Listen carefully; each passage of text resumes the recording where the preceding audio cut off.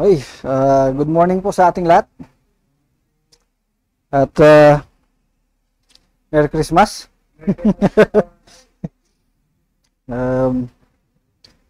Alright, so sa ganun din po sa mga manunood online mamaya.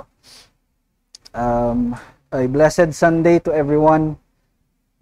Again, we thank the Lord for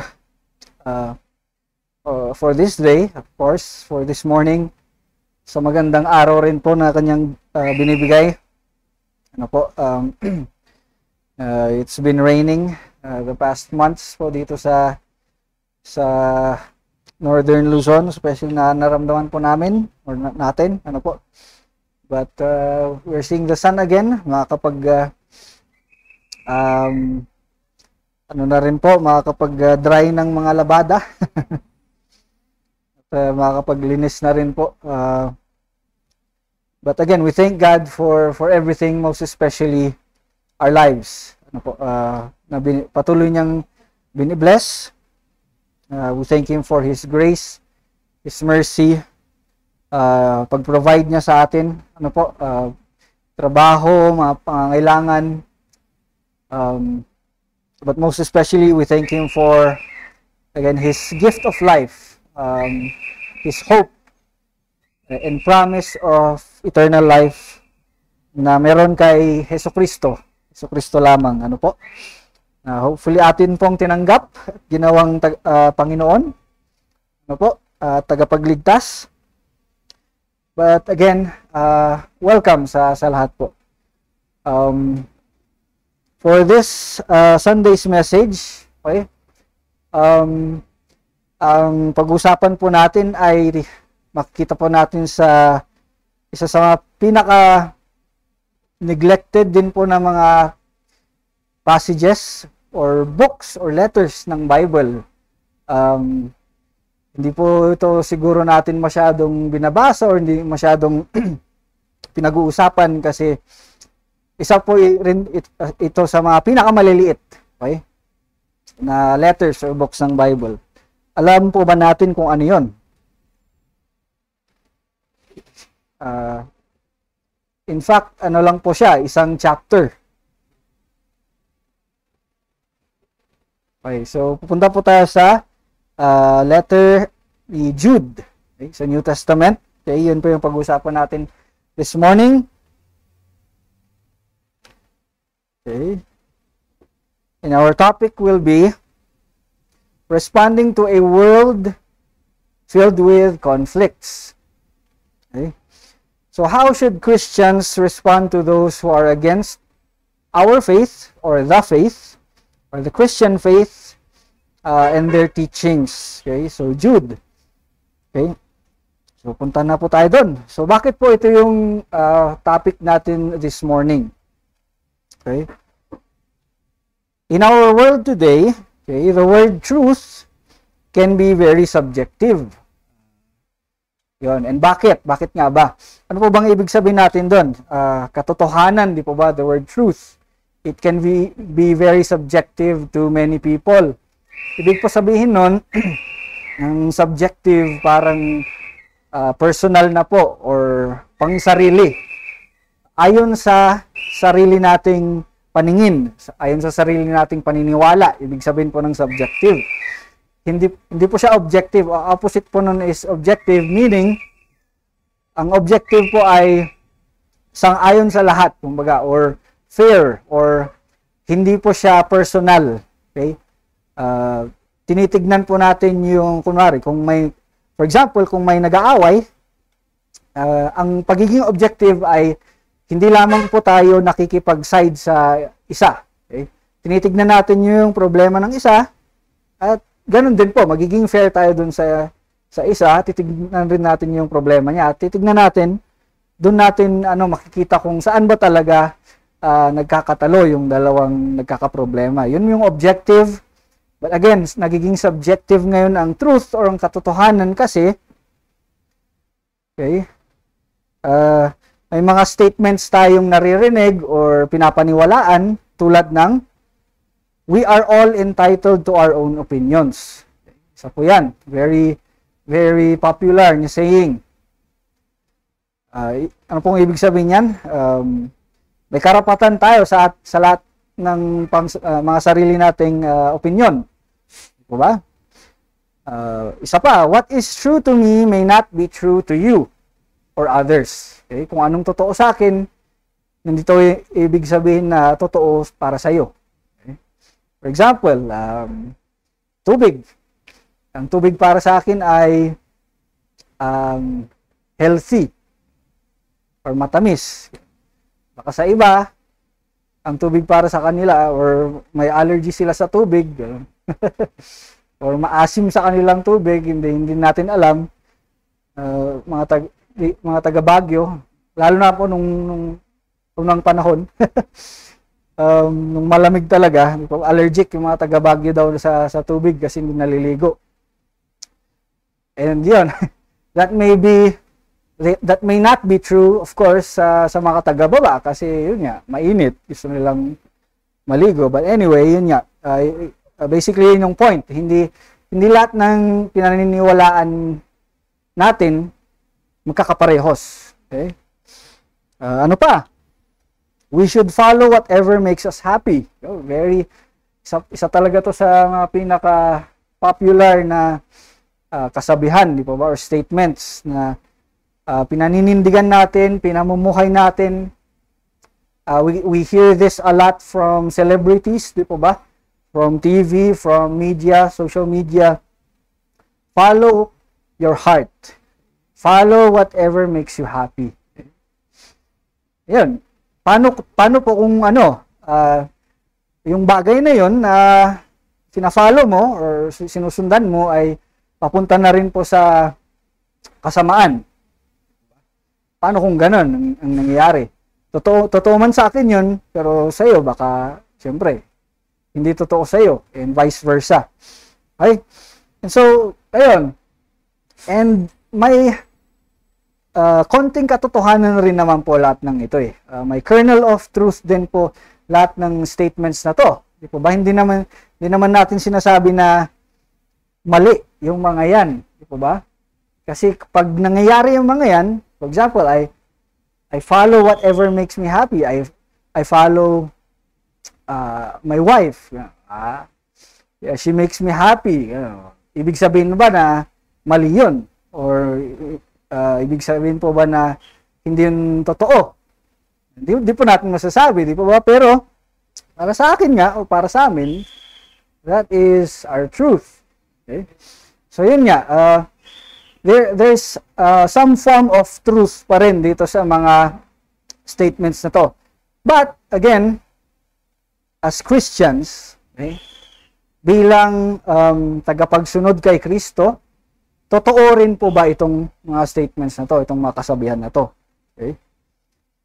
So truth, as a Christian, is it also subjective? Okay? Pinapersonal po ba natin?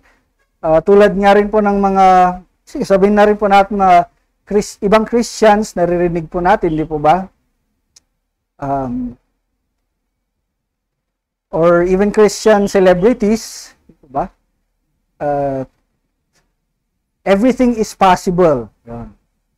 As long as we love each other. As long as we love God. We can do anything that we want. Yun.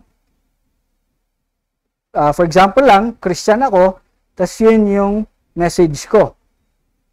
Is that, is that true according to God, or to God's word, okay? Or to God's truth. Okay? Kasi kung ako po, masasabi ko po yun na that is a very subjective, okay, statement. Hindi po yun objective, meaning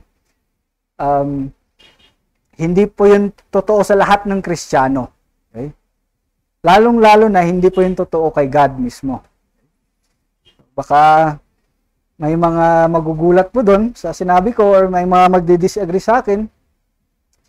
Kanya, whatever is true to me may not be true to you, but itignan po natin based on God's word, is it true to God?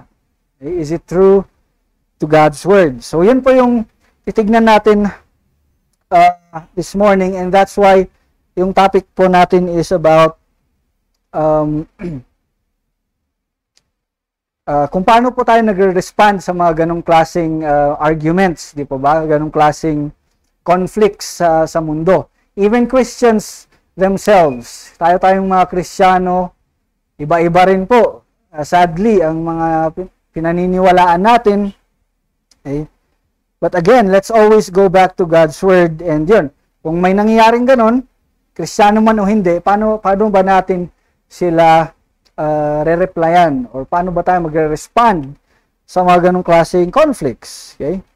And let's follow along with me as we go to the letter of Jude. New Testament po. Let us read. Okay. So sige, Jude chapter 1. Isa lang naman po. Verses 1 to 4. Jude, a servant of Jesus Christ and a brother of James, to those, who have been called, who are loved in God the Father and kept for Jesus Christ, mercy, peace, and love be yours in abundance. Dear friends, although I was very eager to write to you about the salvation we share, I felt compelled to write and urge you to contend for the faith that was once for all entrusted to God's holy people. Okay. So sige, himayin po natin ito para mas maintindihan po natin. So itong si Jude po, nung panahon na yon, sinusulatan niya ng reminder po, or encouragement sa ibang mga Kristiyano din. And ito nga, parang same din po actually yung nangyayari sa kanila noon hanggang ngayon, nangyayari sa atin. Ang daming katotohanan na lumalabas, di po ba? Ang daming katuruan na pinaniniwalaan ng mga tao. Pero ito yung sabi niya, kung nakita po natin naka-highlight, contend for the faith. Okay? Ibig sabihin yan, pag-awayan, make war. Okay? Ibig sabihin, i-defend po natin yung ating pinaniniwalaan. Okay? Paghirapan po natin. Okay? Wag po nating basta-basta bitawan. Yun po yung sinasabi niya. Kumbaga wrestle. Makipag-wrestle po tayo sa iba na hindi, ito ang pinaniniwalaan ko. Okay? Kung yan ang pinaniniwalaan mo, I respectfully disagree. Pero ito ang sinasabi ng Diyos. Ito ang sinasabi ng Biblia. Okay?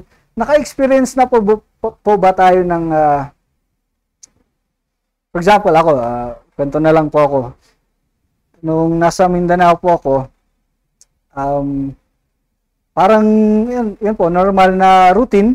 Okay? Araw-araw, may pinuntahan po kaming community outreach, and then after ng community, pag uwi ko sa apartment ko, siyempre, medyo pagod, medyo gusto ko na rin mag-relax, gutom na rin, kakain ako, ganun, maghahanda na ako lahat para makapag-rest na rin. Biglang nagulat ako kasi sa daan, habang naglalakad ako, may nakita kong scorpion.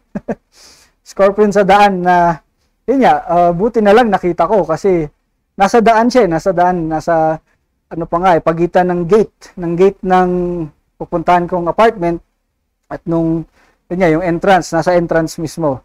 Madamo pa yon. So hindi halatang makikita mo yung scorpion. Now, hindi ko alam kung anong klaseng scorpion yun, kung poisonous ba yan or hindi. Meron po bang scorpion na hindi poisonous? Kasi hindi po ako scientist or zoologist. Hindi po alam. Pero yun nga, nagulat talaga ako. Talagang first time ko makakita ng scorpion.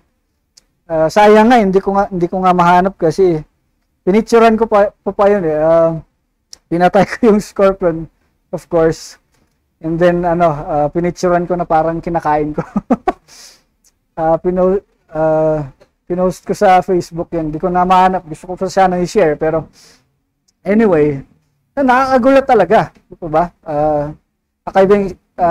Kakaibang experience na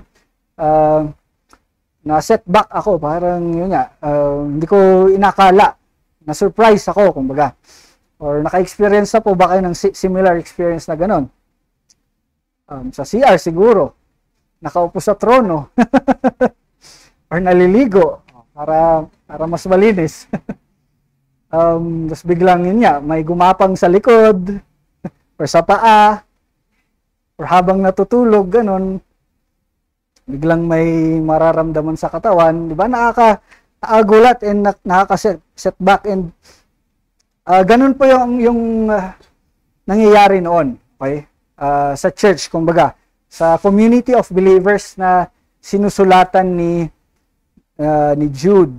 Nagugulat siya or nagugulat silang lahat, okay? Dahil may iba't ibang katotohanan na. May iba't ibang pinaniniwalaan na yung mga tao na nung una, nung nagawa nila yung church, nung nagkaroon na ng community, parang sa atin po, ganito. Paano kung bigla na lang ako, for example, nandito ako sa harap, magpipreach ako tungkol sa, sa pera siguro. Sa pera na kailangan lahat tayo magbigay sa church kasi kailangan natin para ma-bless tayo, para maging faithful tayo, para ma-bless si Lord, para magawa lahat ng kanyang ng kanyang gawain, okay? Pero yun nga, according po ba yun sa salita ng Panginoon? Biblical po ba yun? Yung basta-basta na lang. Kailangan pa. Kailangan ko pang hingin yung bank account ninyo, yung password, lahat. Okay. Tapos, kailangan may porsyento. Kasi sasabihin ko, sang-ayon to sa salita ng Diyos. Ano pong mangyayari pag ganun, di po ba? Magugulat po tayong lahat. Hopefully. Wag po tayong magpaloko or yon, or para sa mga leaders din po, wag po tayong manloloko. Okay? But parang ganun po yung situation kasi yun yung nangyayari. And this is about yun nga, yung truth, yun nga po, yung pinag-usapan natin, kung ano yung totoo. Kaya, dapat, hindi po tayo nagugulat ngayon, sa panahon natin ngayon, even today, nakakalungkot lang po kasi even, yun nga po, Christians, churches, tayo po nagugulat kasi yung pinapaniwalaan po nila, ba't hindi naman po yun yung pinapaniwalaan natin, ba't magkaiba? Pares naman tayong Christian, pero bakit yun nga, magkaiba. Kasi, yun nga, napopoison na, kumbaga.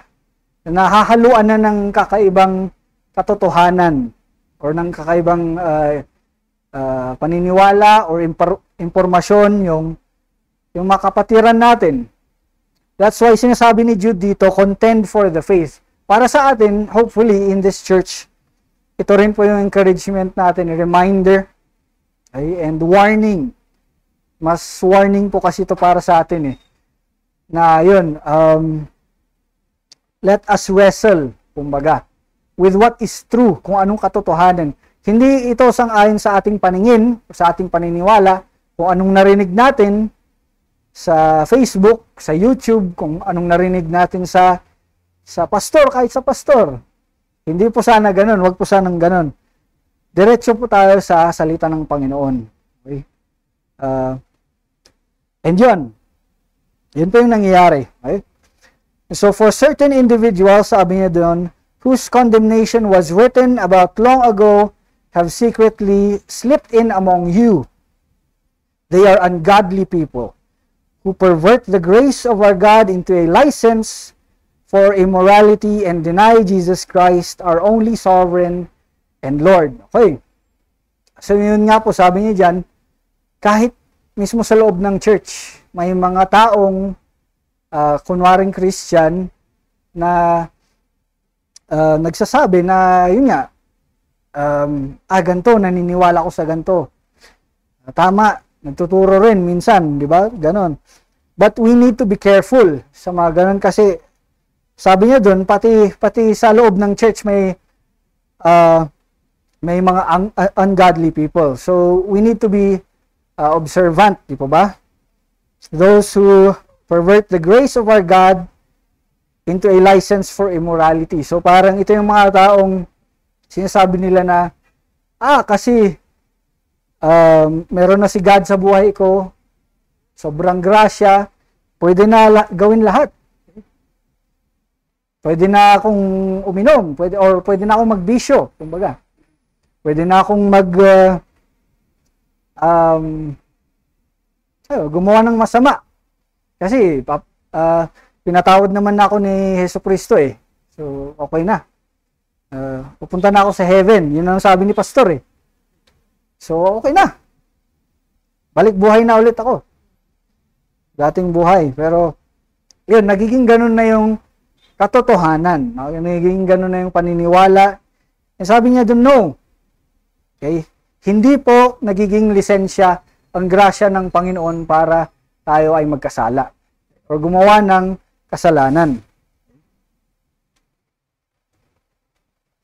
Verse 5, though you already know all this, I want to remind you that the Lord at one time delivered His people out of Egypt, but later destroyed those who did not believe. Okay? So itong masusunod na verses na babasahin natin.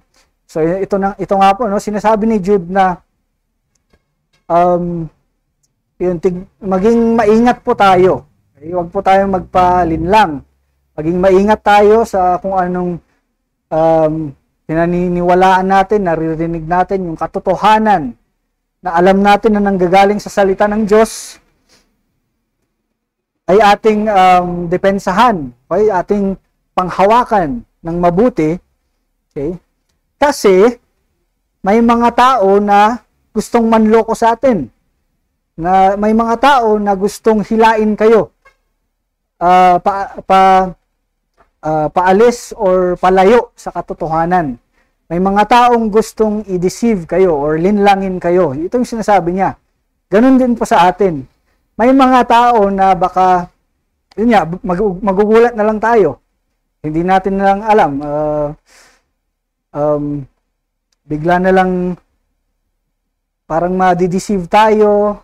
Marami pong ganyan, di po ba? Mga manluloko or lolokohin tayo, yung mapapersuade tayo, madideceive tayo sa kung anong kailangan natin gawin para umasenso sa buhay. Diba? And yun, personal experience din po namin sa family, okay, may mga ganun na rin pong dumating eh. May they prey on emotionally and unstable people, kumbaga, especially. And yun, dinideceive nila, they whisper into their ears para, yun nga, maniwala sila na, trustworthy sila. And yun, pag mag-invest ka dito, madodoble yan sa business na to. Kumbaga, yun, na-scam na pala. Okay, or kung ano mang masamang nangyari. Pero, yun nga, sabi ni Jude, may mga ganong klaseng tao. Even in the church. Even Christians in Christianity. May mga manluloko, may mga nanlilinlang. Okay? So, we need to be careful. Pero, para mas maging alert tayo, para mas maging maalam tayo, magbibigay ako ng examples. Okay? Magbibigay ako ng history. Magkwento ako para gamitin nyo itong examples para sa atin din. Okay?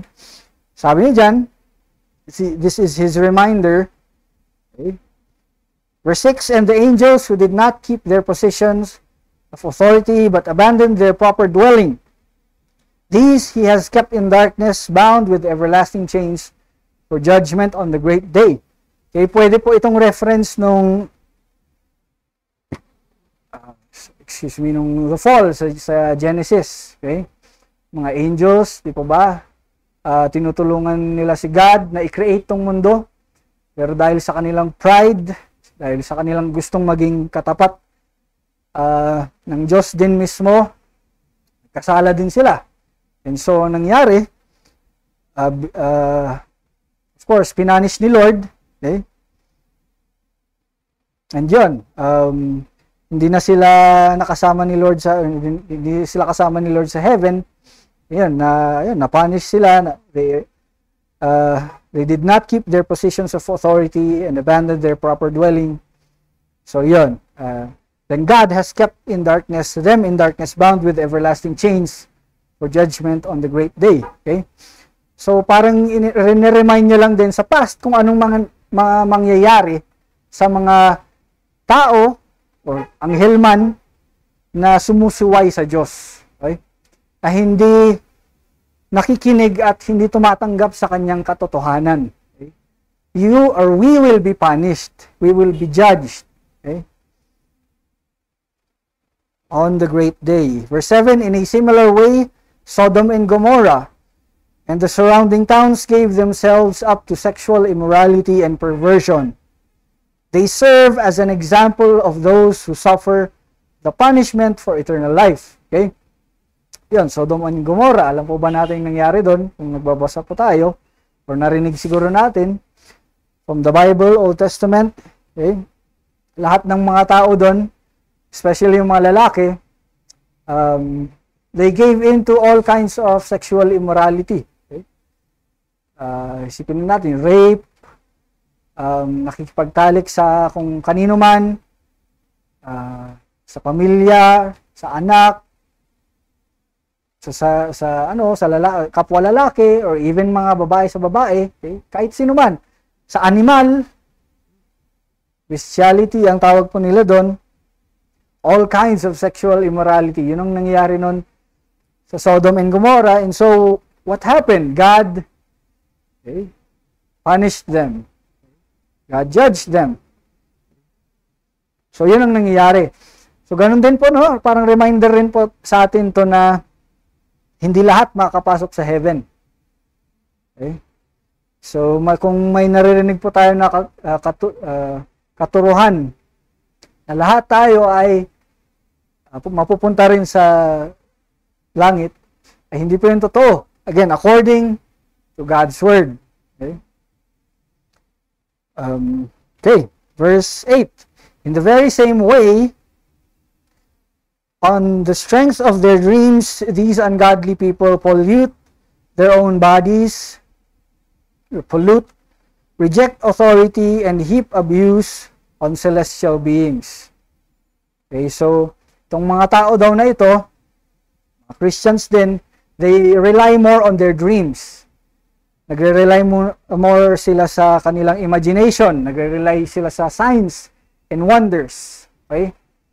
More on them relying on God's Word. Okay? So again, be very careful kasi may mga ganong klaseng ungodly people. So hindi po akong nagsasabi nito. Ano po? Si Jude po mismo sa Biblia nagsasabi na these are ungodly people. Siguro sa atin, sa mata natin, tinitignan natin sa loob ng church, very si pastor, very spiritual, very very imaginative, gano'n. Talagang yung mga vision na nakikita niya nanggagaling sa Diyos kasi sobrang elegant, sobrang parang magic. Parang yung wala, nagiging bigla na lang nagkakaroon. Kung ano man pong vision yan, okay, mangyari man o hindi, again, let us always align it with God's Word. Kailangan. Pwede, sabi natin, biglang nagkaroon ng miracle sa loob ng church. Di po ba? Sabi ng pastor, praise God, kasi gumaling itong si Brother Dave. Kasi na-heartbroken siya. lang po. Mari, napilay siya, ganon, or nabulag, ganon. Pero biglang, nagkaroon ng vision. He was lost, now is found. Pilay, biglang naglakad. Kinabukasan. Kasi pinag-pray over namin or kung ano man ginawa. Inanoint namin or binuhusan namin ng holy water or oil. Siguro, mayroon mangyaring mga miracle na ganun. Pero, and kino-confirm din naman po ng Biblia na may mga miracle pa rin. Ano po? And God has the power to make miracles. Okay? Not only in the Old Testament, even until now. Okay? But, again, kung doon lang po tayo nagde-depend, hindi po natin binabasa yung ibang sinasabi ng Biblia na ano ba? Bakit ba nangyayari ang miracles? Ano yung reason? Ano yung purpose ni God kung bakit may miracles? Para ba dumami yung tao sa church? Para ba lumaki yung church? Para ba mabilib yung lahat ng tao sa pastor na gumawa ng miracle? Para ba maniwala lahat ng tao at yun nga, lumago yung church at kung ano man, tungkol lahat sa church, tungkol lahat sa pastor or sa tao sa church, yun po ba yung purpose ni God? No, alam dapat natin na ang purpose ni God of why He still does miracles is because for Him to be glorified. Lahat mapupunta sa Kanya. Hindi sa church, hindi sa tao. Para maitaas ang Diyos. Okay? Para ang mapuri ang Diyos. Para yung maibibigay natin dahil sa financial, dahil sa miracles na nangyayari, para maibalik din sa gawain ng Panginoon. Hindi para magkaroon ng bahay yung pastor kasi kawawa naman walang bahay. Nakikitira lang sa kanilang mag-anak. Hindi po ganon. Hindi po nadadala sa awa or hindi nadadala sa kung ano man ang puri or kung ano mang nangyayari sa loob ng church or miracles na dapat ay lahat ay nai-direct kay God, okay? At sa kanyang gawain. Alright? So ganon, may mga taong ganon noon, hanggang ngayon may mga taong ganyan pa rin. So let us be careful. Verse 9, but even the archangel Michael, when he was disputing with the devil about the body of Moses, did not himself dare to condemn him for slander, but said, the Lord rebuke you. Yet these people slander whatever they do not understand, and the very things they do not understand by instinct, as irrational animals do, will destroy them. Okay, so, konting explanation lang din po dito. May ibang mga literature din po noon, no? For example, parang ngayon may hindi biblical na literature, marami po mga libro, di po ba? Diba? Lord of the Rings, The Hobbit, po ba yung mga very popular literature ngayon? Harry Potter, marami, di po ba? Ganon din po noon. May mga literature noon na kinikwento rin po kung may connection siya sa mga account ng Bible. Okay? So ito sinasabi ng isang literature or isang libro noon na hindi necessarily or directly galing sa Bible, na itong si angel daw, itong si Michael, okay? Nagkakatalo sila si Lucifer, yung demonyo, okay, na yung katawan daw ni Moses ay kukunin na ni Michael, okay? Kukunin na ni Michael, pero sabi ng demonyo, hindi, sa akin yan, o kukunin ko yan. Pero itong si Michael mismo, hindi niya mismo hindi niya kinaaway itong demonyo si Lucifer. Ipinabaalan niya na lang sa Diyos. The Lord rebuke you. Hindi niya sinabing, sige, mag-away na tayo ngayon. Or naglabas siya ng sword and kung ano mang nangyari, nag-away sila. Hindi, sinabi niya, si God nang bahala sa iyo. God has the authority, God has the power. Pero ang sabi niya dito, yung mga tao, kung sino-sino hinaharap or inaaway, kahit demonyo mismo, as if na may sarili silang kapangyarihan. Yun yung point nun. Tayo, okay, Christians, we depend more on God's strength. Okay? Hindi po tayo mapagtaas ang tingin sa sarili natin. Yung pride kasi yung lumalabas dun eh. Parang sa tingin natin, ayun nga, may mga tao na because they are in God's favor, okay, kumbaga, because they have God by their side already, inisip nila may kapangyarihan sila mismo. They have the power. They have the power to drive out demons. They have the power to, yun nga, do all kinds of miracles. And they have the power to, yun nga, do whatever they want, actually. Yun po yun eh. Pero yun nga, no. Yung kapangyarihan na, yung authority na binibigay ni God sa atin ay manggagaling pa rin sa Kanya. We should not abuse it na sabihin natin sa ibang tao na, because I'm anointed by God, I was appointed by the church, then you should do this, and that. Or you should give me this, and that. We should all do this, and that. So, hindi po ganun, no? God appointed authorities, leaders in the churches, again, not to lift them up. Okay?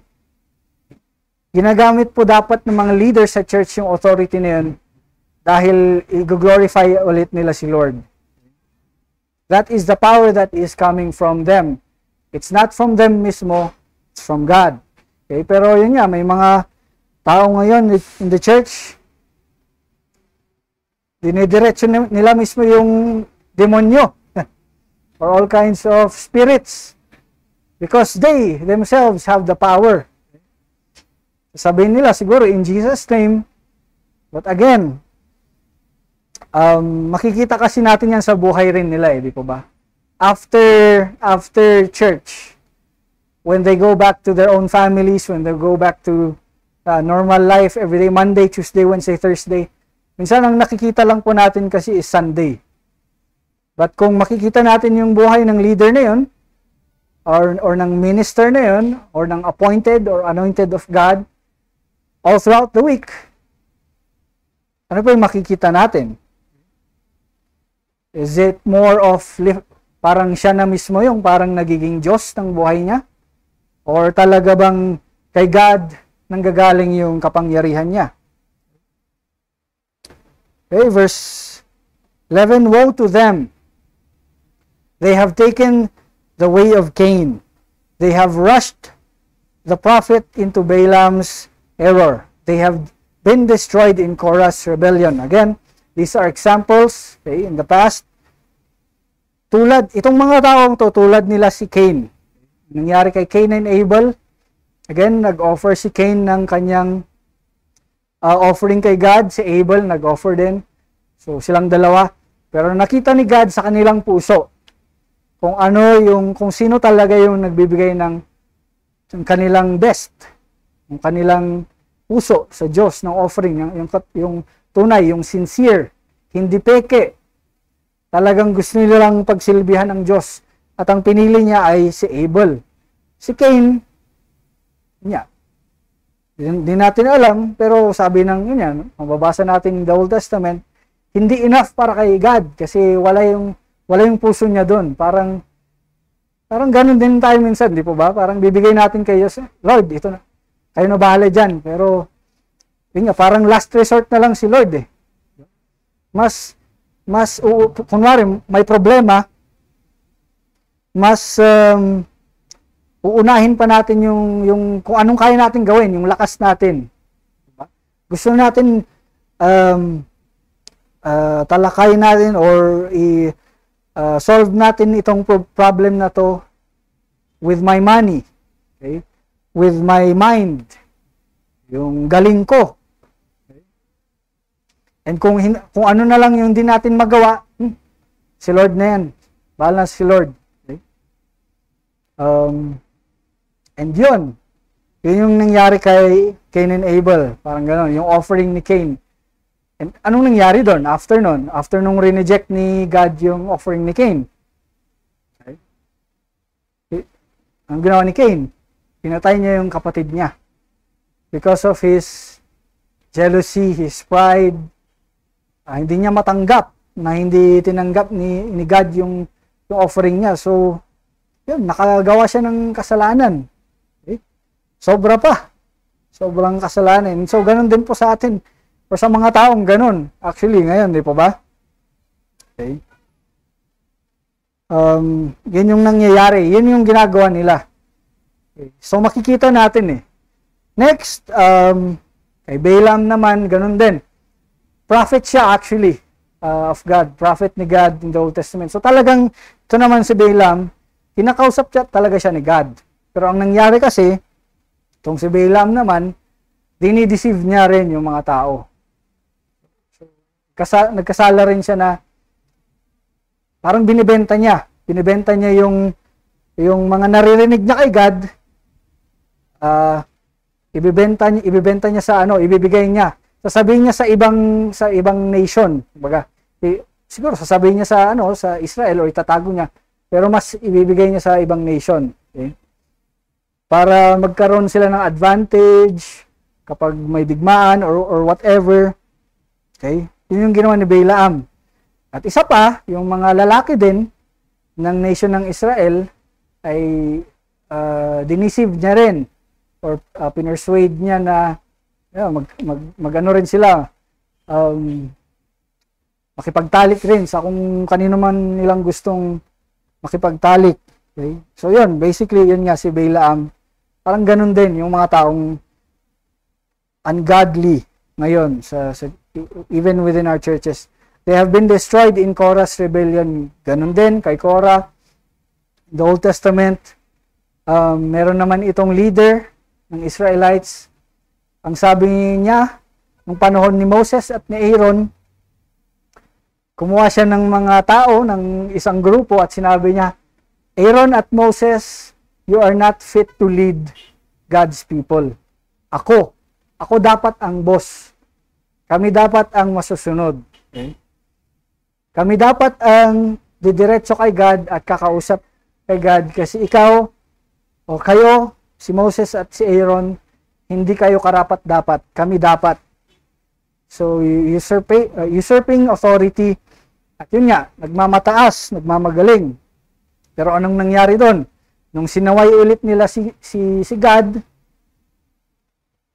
yun, sabi niya, didiretso namin si God.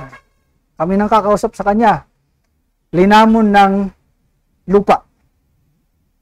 Siguro, in parang metaphorical terms, earthquake siguro, pwede.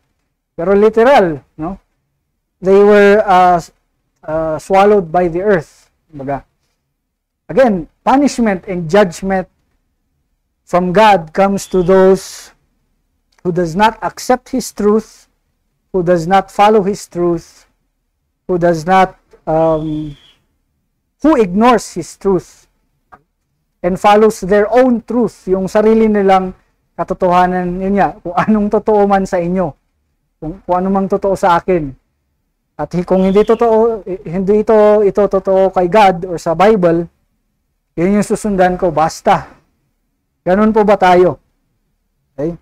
And if we are that kind of Christian, if we are living that kind of life, I hope that this would serve as a warning. Ano po?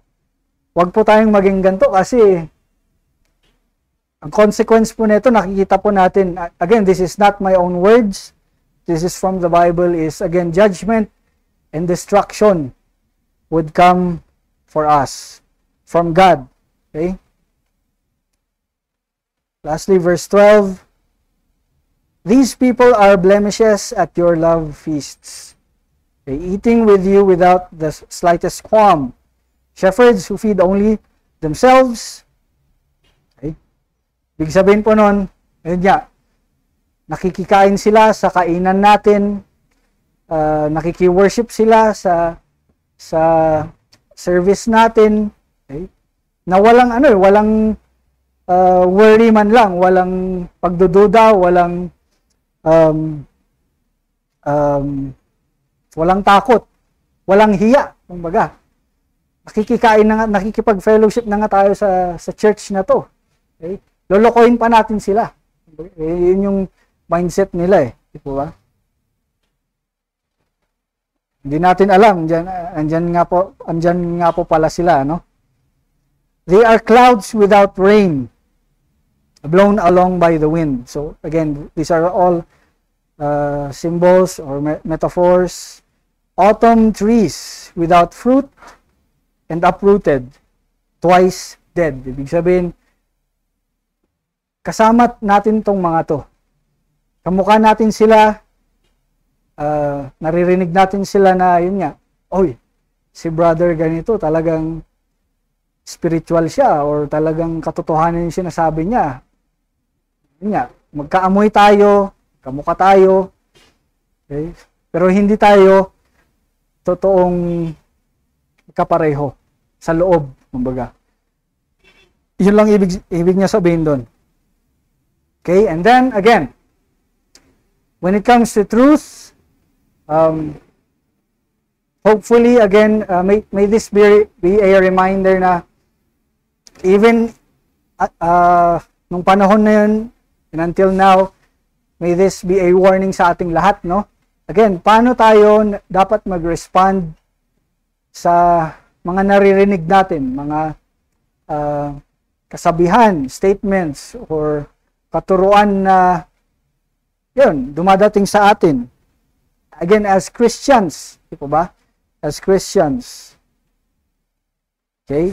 They are wild waves of the sea, foaming up their shame, wandering stars, for whom blackest darkness has been reserved forever. Okay? Enoch, the seventh from Adam, prophesied about them. See, the Lord is coming with thousands upon thousands of his holy ones, again, to judge everyone and to convict all of them of all the ungodly acts they have committed in their ungodliness, and of all the defiant words ungodly sinners have spoken against him. These people are grumblers and fault finders. They follow their own evil desires. They boast about themselves and flatter others for their own advantage. Okay? So very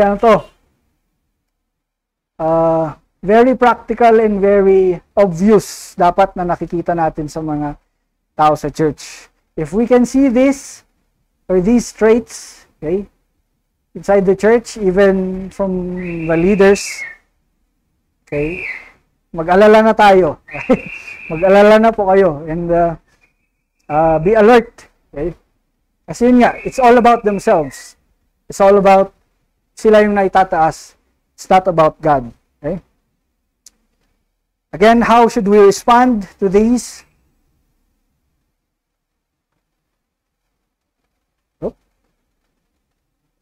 Okay, the Christian's response should be to prepare by, okay, paghanda natin, by being ready to answer with God's Word. Very, very simple again. Minsan kapag ano rin po kung nakikita naman po natin itong mga ito, no, mga issues, mga conflicts, even inside the church, minsan nagiging emotional din tayo. Gusto nating i-defend talaga yung truth. Gusto natin silang awayin. Baga, sa social media, di ba? Mag-comment ka agad sa post. Ganito, ganyan. Ay, hindi, mali ka, ganyan. Or, minsan, aasarin na lang natin diba? Pagtatawanan na lang natin. Very emotional, very subjective, again, way of responding to issues and conflicts. At sabi ni Lord, no.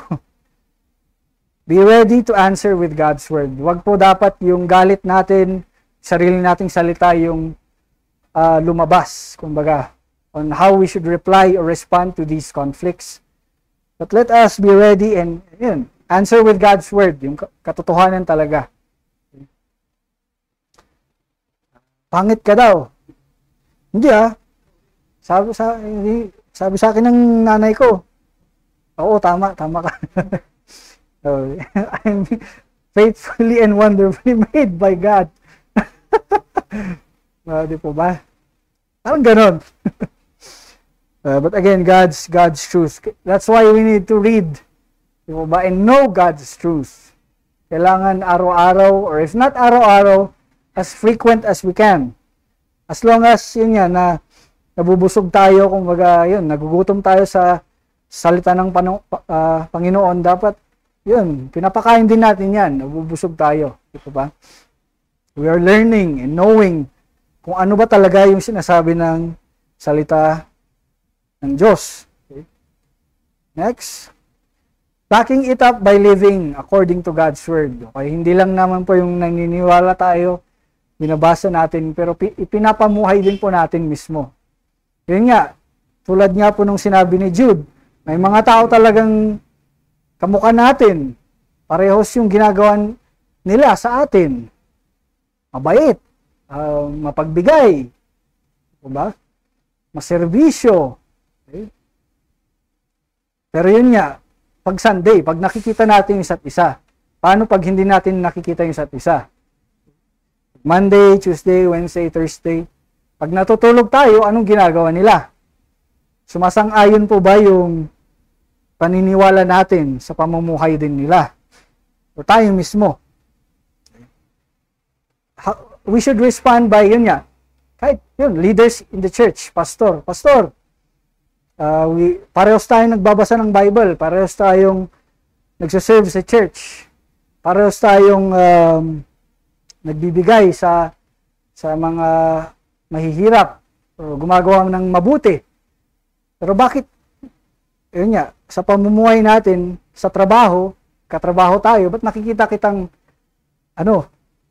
minamaliit mo yung katrabaho natin? Ba't nakikipag-away ka na parang gusto mong makipagrambulan? Naglaro lang tayo ng basketball, gano'n. Gusto mo nang lumabas at yun, makipagsuntukan.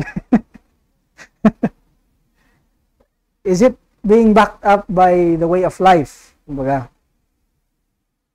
Again, very simple, di po ba? Pero nagagawa ba natin? And lastly, balancing everything with wisdom and grace. Again, hindi lamang po ito sa sarili nating paningin din on how we respond to conflicts. Dapat nababalance rin po talaga ito, especially again against God's word. So in ending, gusto ko po tayong pumunta lahat sa Colossians chapter 4 verses 5 to 6, and we would end here and again read God's word and how we should respond, okay, to conflicts within or outside of the church. Walk in wisdom toward outsiders, even insiders, making the best use of the time. Let your speech always be gracious, seasoned with salt, so that you may know you ought to answer, or how you ought to answer each person. Okay? Amen po ba? Alright, so again, I hope and pray na maging reminder po ito sa ating lahat, especially Christians, on how we should respond to everything, especially conflicts ngayon sa mundo. Truth, kung anong pinaniniwalaan natin, kung anong katotohanan, and sa atin mismo, kung paano natin tinitignan ang sarili nating faith, sarili nating beliefs. Right? Right? So let's end in prayer. Dear Lord, again, we thank you for who you are in our lives. We thank you for, again, your grace and your mercy. We thank you for your message for us, for everyone, especially your sons and your daughters, the church, for your reminder, O God, of us again, about truth, kung ano yung dapat naming paniwalaan, yung makaturuan na pumapasok sa amin sa araw-araw naming pamumuhay, O Diyos. Na dapat ay palagi namin itong tinitignan base sa inyong katotohanan, sa inyong salita. And we should always also base this on how we live, O Lord.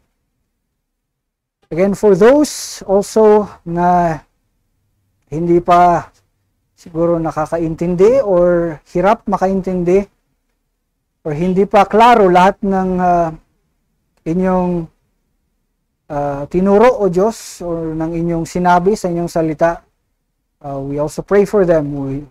I pray for you. Kung sino man po sa atin may mga question sa buhay pa, or yun nga, naghahanap pa ng katotohanan or meaning or value sa kanilang buhay, I encourage you, I urge you na lapitan po natin ang Diyos mismo. Let us come back to God and come close to Him with a humble heart. Okay. First of all, acknowledging that He is God. He is the creator of everything. He is in control of everything, even our own lives, sa ating buhay. And that He has a purpose and has a plan for every one of us. Every one of you, even. And that hindi talaga natin ito maintindihan, hindi natin ito magigets, hindi ito natin ma-fully clarify sa ating sarili kapag hindi tayo magsasubmit sa Kanya.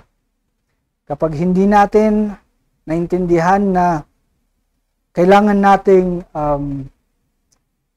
ibigay sa Kanya yung ating makasalanan. Kapag hindi natin naintindihan na or hindi natin tatanggapin na makasalanan tayo. At itong kasalanan na to ay ito ang bablock sa atin or naghihinder sa atin to really see God. So, ang opportunity na binibigay niya para sa atin, para makita talaga siya at bumalik sa Kanya, ay to repent. Talikuran na ating mga kasalanan ng ito. And He offers this by His Son, Jesus Christ. Kung ano man pong ginawa ng Kanyang anak on the cross, when He died on the cross to save us from our sins,